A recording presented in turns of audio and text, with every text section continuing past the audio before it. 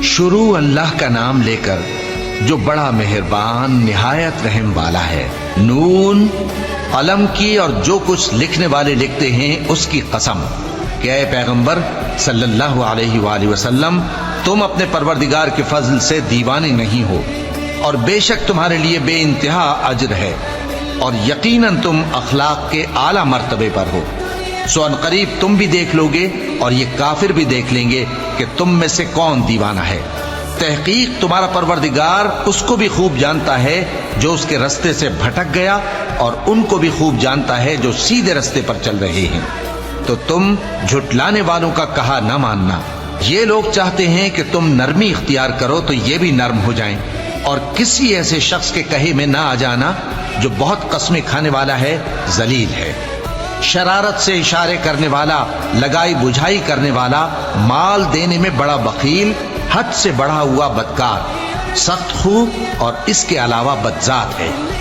इस सबब से कि माल और बेटे रखता है, जब उसको हमारी आयतें पढ़कर सुनाई जाती हैं तो कहता है कि ये अगले लोगों के अफसाने हैं, हम अनकरीब इसकी ऊंची नाक पर दाग लगाएंगे। हमने इन लोगों की उसी तरह आजमाइश की है जिस तरह बाग वालों की आजमाइश की थी, जब उन्होंने कस्में खा खा कर कहा कि सुबह होते होते हम उसका मेवा तोड़ लेंगे और इंशाअल्लाह ना कहा।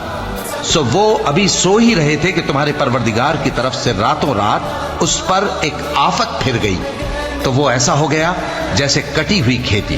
फिर जब सुबह हुई तो वो लोग एक दूसरे को पुकारने लगे कि अगर तुमको काटना है तो अपनी खेती पर सवेरे ही जा पहुंचो। सो वो चल पड़े और आपस में चुपके चुपके कहते जाते थे कि आज वहां तुम्हारे पास कोई फकीर ना आने पाए, और कोशिश के साथ सवेरे ही जा पहुंचे, गोया पैदावार पर कादिर हैं। फिर जब उन्होंने बाग को देखा तो वीरान, कहने लगे कि हम रास्ता भूल गए हैं, नहीं बल्कि हम बेनसीब हो गए। एक जो उनमें समझदार था बोला, क्या मैंने तुमसे नहीं कहा था कि तुम तस्बीह क्यों नहीं करते? दूसरे कहने लगे कि हमारा परवरदिगार पाक है, बेशक हम ही कसूरवार थे। फिर लगे एक दूसरे की तरफ रुख करके मलामत करने, कहने लगे हाय शामत, हम ही हद से बढ़ गए थे। उम्मीद है कि हमारा परवरदिगार इसके बदले में हमें इससे बेहतर बाग इनायत करे। हम अपने परवरदिगार की तरफ रुजू करते हैं। देखो अजाब यूं होता है और आखिरत का अजाब सबसे बढ़कर होगा। काश ये लोग जानते होते। परहेजगारों के लिए उनके परवरदिगार के यहाँ नेमत के बाग हैं। क्या हम फर्माबरदारों को नाफरमानों की तरह नेमतों से महरूम कर देंगे? तुम्हें क्या हो गया है? कैसी तजवीजें करते हो? क्या तुम्हारे पास कोई किताब है जिसमें ये बात पढ़ते हो कि जो चीज तुम पसंद करोगे वो तुमको जरूर मिलेगी? या तुमने हमसे कस्में ले रखी हैं जो क़यामत के दिन तक चली जाएंगी कि जो कुछ तुम तय कर लोगे वो तुम्हारा होगा? इनसे पूछो कि इनमें से कौन इसका जिम्मा लेता है। क्या इस कौल में इनके कुछ शरीक हैं? अगर ये सच्चे हैं तो अपने शरीकों को ले आएं। जिस दिन पिंडली से कपड़ा उठा दिया जाएगा और कुफ्फार सजदे के लिए बुलाए जाएंगे, फिर वो सजदा न कर सकेंगे। उनकी आंखें झुकी हुई होंगी और उन पर जिल्लत छा रही होगी, हालांकि पहले उस वक्त सजदे के लिए बुलाए जाते थे जबकि वो सही और सालिम थे।